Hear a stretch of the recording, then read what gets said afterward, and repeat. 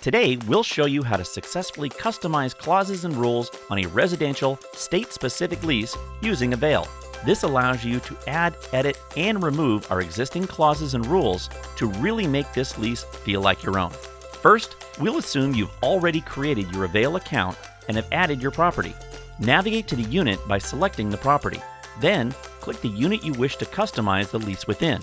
Next, click Leases. Within the lease creation steps, you'll find the ability to customize clauses in step number 4. As a reminder, customization is a premium feature, which further allows you to utilize your customized leases across multiple properties. Create one lease to your liking and use this template across other properties. You can make a small edit, such as a late rent grace period, or you're able to reorder the clauses to be in the order that makes the most sense for your property. Or add in your very own clauses.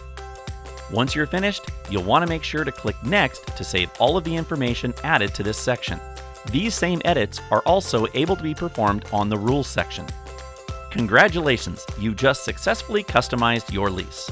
If you have any additional questions or experience any challenges along the way, you can reach the Avail customer support team by phone, email, or online chat. Details can be found below.